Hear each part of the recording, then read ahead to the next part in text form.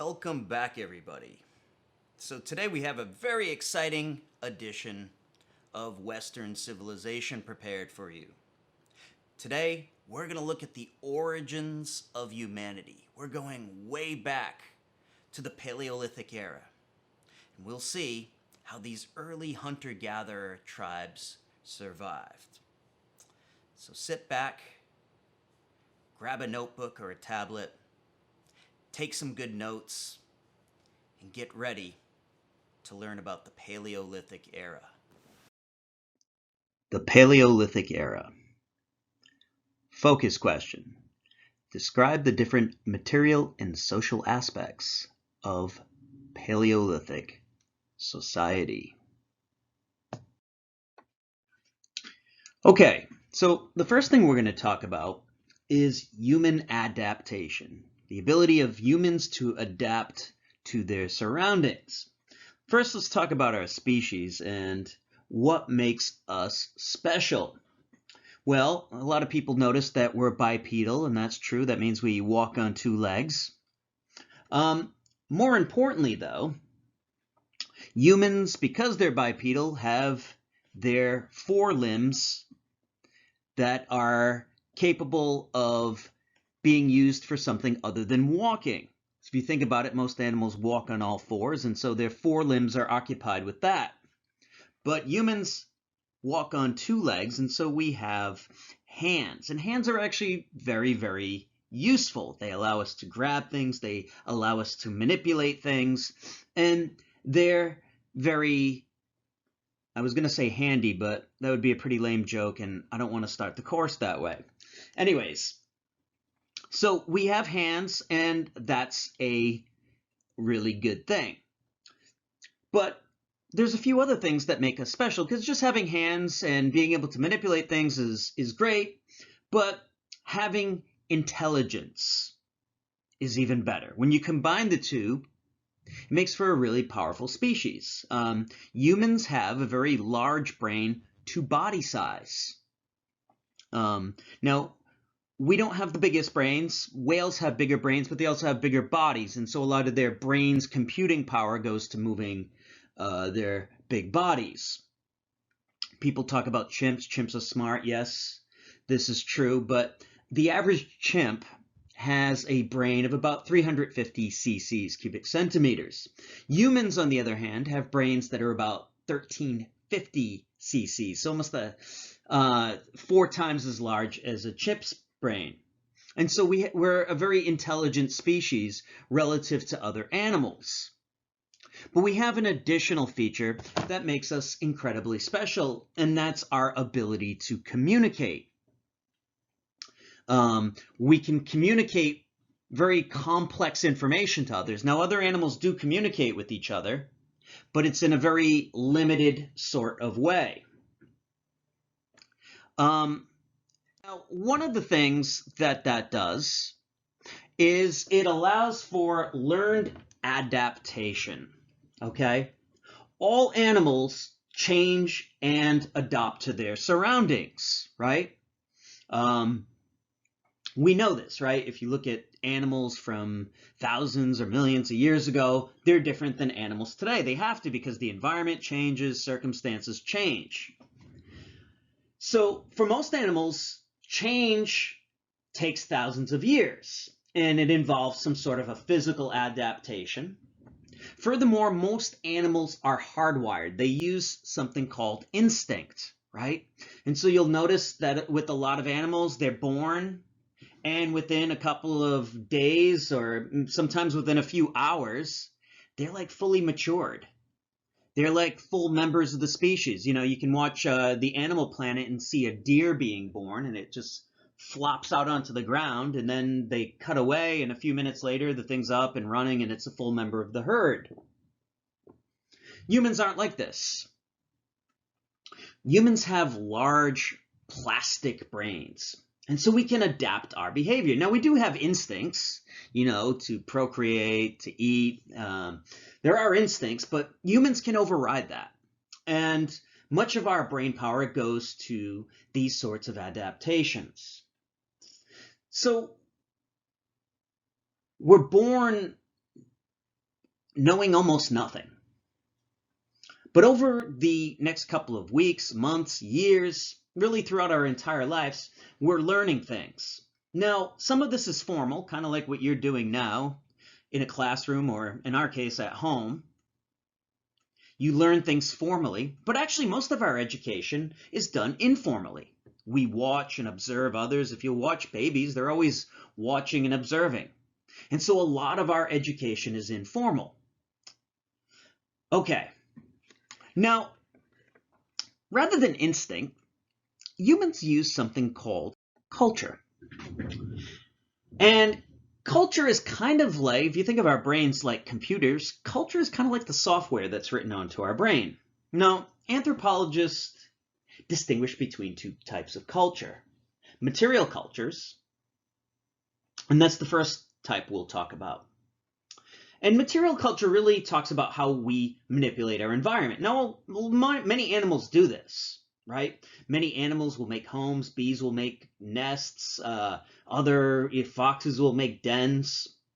But this is instinct driven for the most part, right?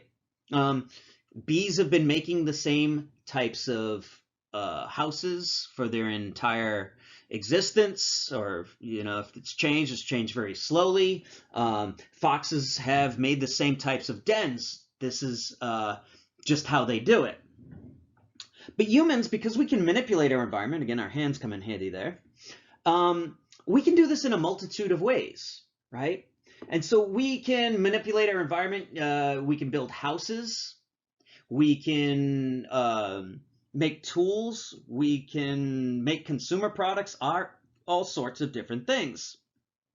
And this isn't instinct driven, right?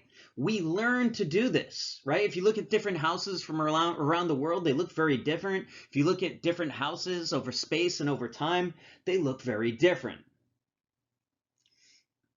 And so as humans, we're always learning new ways to adapt to our environment that's around us, and these ways change constantly, right? We call this material culture.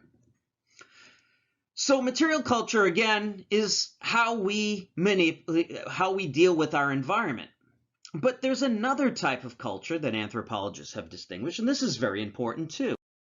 This is called social culture, excuse me. And social culture refers to the various values, customs, behaviors, roles in society. All right? We're very social animals, right? We live in groups, at least most of us. We live in groups, and there has to be certain rules of behavior. We need to know what to expect from other people. And this is where social culture comes in handy, right? Social culture is very useful in this way. We know that, when we're in a classroom, we're supposed to behave in a certain way. There's not chaos. We know roughly how our children should behave toward us. We know how we should behave toward our parents. We know how we should relate to our significant other, right? These are all different roles that we play, different behaviors. We know that when we're in public, we shouldn't pick our nose. We know that when someone's behind us, we leave the door open for them. Okay, so these are all sorts of behaviors. This is all part of social culture. Now, again, these things change all the time. In the West, generally, until COVID anyways, when you met somebody, you would shake their hand. In East Asia, it's typical for people to bow toward each other. And so these types of behaviors, they change from all the time. Now, other animals aren't like this, right? Horses have been doing the same horsey things over the past 10,000 years. They don't change like we do. Horse behavior probably has changed, but it hasn't changed as rapidly as ours does because of our large plastic brains and our ability to communicate with each other. All right? So as we study history, we're going to find that there's all sorts of different social arrangements that people have come up with. And this is really part of what makes history interesting, right? There wouldn't really be a history if people were hardwired. If we were doing the same thing that we did 10,000 years ago today, there wouldn't really be much to study, right? We wouldn't have changed, but humans are always changing. Okay, now a question may arise because we're going to be studying the Paleolithic era, and if you looked at the dates at the beginning of this class, it's 250,000 years ago. And the question is how do we know about them? Well, you may say, well, we read what they wrote. Well, there's a problem with that. They were illiterate, and so they didn't write anything down. And so I'm going to be spending the next couple of minutes talking about this era that was thousands and thousands of years ago. And the question is how do I know that? Well, the answer for me is I read it in a book, but how do the people that wrote that book, how do they know about it?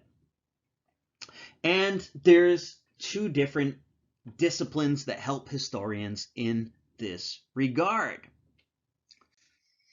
The first is archaeology. So people have left remains, artifacts, even drawings in some cases. And so archaeologists find these remains. Now, they're very rare and they're difficult to find and very interesting when they do find one. But archaeologists study these remains.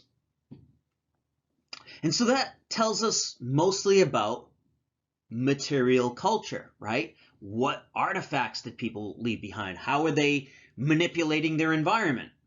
So that's good for that part of culture. But what about social culture? How do we know how they behaved? They didn't write it down. You can't tell very much by an arrowhead.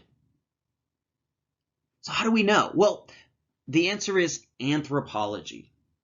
Anthropology is the study of people and how they interact.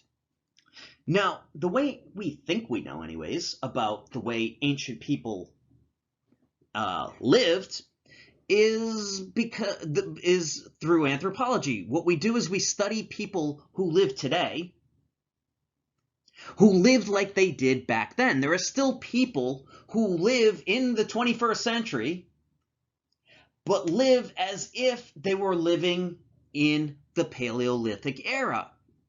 In very, very remote parts of the world, in some remote islands of the Pacific, or in the rainforest of Brazil, there are these uncontacted tribes. These tribes that live as if they were living 100,000 years ago.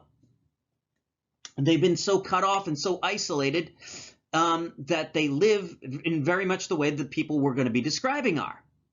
And so what anthropologists do is they befriend that group, they live among them, learn their language, and observe. They do a lot of observing, and they learn how these people interact. And then we speculate that people back 100,000 years ago probably had the same types of social arrangements, probably had customs that weren't all that dissimilar. And so those are really the two ways we learn about the Paleolithic era. Okay, well, let's talk about material culture of the Paleolithic era. Now, how did people in the Paleolithic era make a living? The answer is hunting and gathering. People in the Paleolithic era hunted and gathered. Typically, the males would go out and hunt for food, taking down some type of an animal. Females would typically go out and do gathering. They would gather roots or berries or fruit or whatever it was that happened to be in the area. Now, hunter-gatherers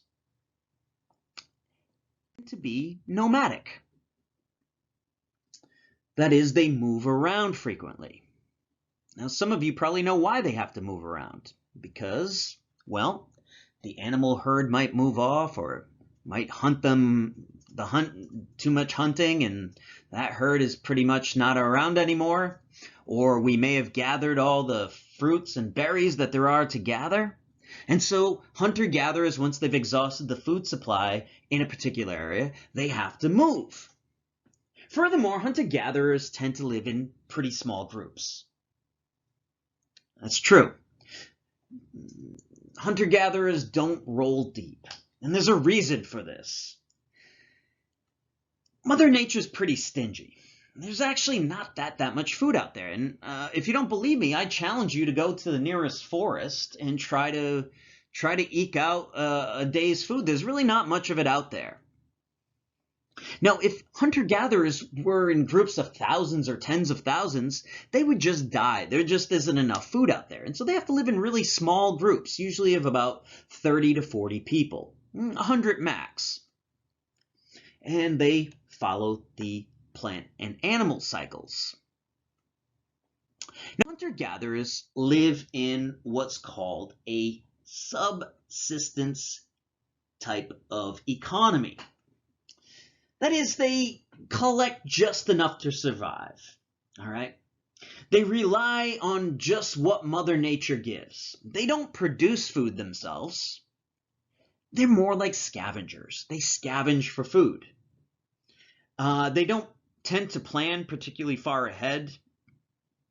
They don't have trust funds or 401ks. They pretty much live day by day. And pretty much they don't have access to refrigeration, so there really isn't much point in collecting tons and tons of food for the future. Now, obviously, they don't use money, and so that's not a possibility either. Hunter-gatherers tend to have very few possessions. Why? Well, because you've got to move pretty frequently, and you want to keep your possessions as few and as light as possible. Another thing is hunter-gatherers surprisingly don't work really hard. Yeah, we know from modern-day tribes that live in this way that they tend to work about 4 hours a day. What do they do the rest of the time? Chill out, socialize. And so they have a lot of leisure actually as a hunter-gatherer. You can kind of kill what you need to kill and gather what you need to gather in about 4 hours, anthropologists have found. Okay, so that's the material culture. That's how the hunter-gatherer interacts with his environment. What about social culture? Well, the hunter-gatherer tends to be egalitarian. That's a big word. That's a $50 word there. What does egalitarian mean? Well, it comes from the word equal. All right, equal. So hunter-gatherers tend to be pretty equal. All right, they tend to work together to hunt and to gather. And so there's very few there's only really two positions. You're either a hunter or a gatherer. There are no haves and have-nots in hunter-gatherer society. Everybody's equal. Equally poor, but they're equal. And anthropologists have even found that sexual relations tend to be pretty equal. In hunter-gatherer society, men don't tend to lord over women, and women don't lord over men. Both are really useful and play their part, and they seem to have a pretty symbiotic relationship. The same can be said for leadership. Hunter-gatherer groups tend to have very strong leaders. Typically, any sort of leadership is informal. And hunter-gatherers tend to operate on the basis of primitive democracy. Groups, decisions are made as a group. Perhaps while they're sitting around the fire, someone raises the issue that maybe it's time to move on. There haven't been many deer sighted recently, and the plants have seemed to have dried up, and so it might be time to move. And if most people agree, then the hunter-gatherer tribe moves. But there isn't one person who stands up and says, we're all going to move tomorrow. Do I make myself clear? It's not like that. The religion of the hunter-gatherer also tends to be informal. The type of religion that is practiced among hunter-gatherer tribes has been described as animism. Now, a lot of people say, oh, that means they worship animals. Well, maybe, but not exactly. Animism is the worship of spirits. And so hunter-gatherers tend to be it tends to be a lot like that movie, Avatar, where the forest is alive with spirits and life. They don't even really tend to have gods per se. It's just, well, rocks have spirits and trees have spirits and people have spirits and animals have spirits and the forest is buzzing with spiritual life. No, hunter-gatherers are illiterate, so obviously there isn't a holy book of any sort, and there really isn't anything like we would call a priesthood. There may be more spiritual people. There may be a shaman, someone who'll help lead you to find truth or something like that, or maybe give you narcotics even. But there is no priesthood, one person that has that exclusive access to the divine. Okay, so this has been a very brief sketch of hunter-gatherer society. What I want to do is, finishing up this section, I want to talk about, we said that hunter-gatherers originated 250,000 years ago to 10,000 years ago, so this is by far the longest section that we'll look at. This is a 240,000 year section. What I want to do is I want to talk about what hunter-gatherers were doing all this time. That's an awfully long time to be out and about. What were they doing? Well, moving. That's the answer. According to anthropologists, according to archaeologists, the first humans probably emerged in Africa about 100,000 years ago. And what were they doing? Well, they lived in Africa for probably about the first 150,000 years. I think I got my numbers back. Originated in Africa 250,000 years ago, and they probably spent about 100,000 years in Africa. And then they started to move out. They started to move into the Middle East first, and then into Europe, and then into Asia. By 50,000 years ago, it's believed that the first humans entered Australia. Now, if you look on our map here, and if you know where Australia is in the bottom right-hand corner, you can see that there's a problem getting to Australia. And the problem is that there's water in the way. Now, the ocean levels were a little lower back then, but still people had to master boats. Well, how did they learn that? Well, they figured it out. Oh, and by the way, when they're in Europe, there's something called the Ice Age. And so they're standing on a mile of ice. And the temperature is really cold. How did they learn to deal with that? Well, that's what they were doing. They were figuring all this stuff out. The skill set that they needed in Africa wasn't the skill set that you would need in the Middle East or the skill set that you would need in Europe or anywhere else for that matter. So they were writing the playbook. We know roughly what foods we can eat. Yeah, you can eat lettuce, but you shouldn't eat a cactus. Somebody had to figure that out. Someone had to figure out what plants would kill you. And it was probably by trial and error, right? People were figuring out all these new animals that they came across and warring against these animals. Some crazy person decided that a lobster would be good to eat. Now, I love lobster, but if you look at it, it looks like a gigantic sea cockroach. Someone said, yeah, I'm going in on that. Some person saw a lactating cow and said, I'm going in on that. And so all of these different things that people eat today, people have to figure out whether you could or you couldn't. And they're constantly moving around and in small groups, right? Well, each place they went, they needed new technologies, and so they were basically writing the book as they went along.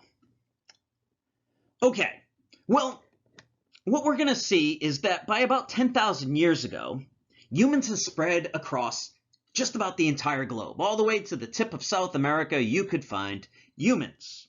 And so we're going to see that humans began to enter into their next phase of existence around 10,000 years ago. So stay tuned and we'll look at that. And so again, our focus question is describe the different material and social aspects of Paleolithic society.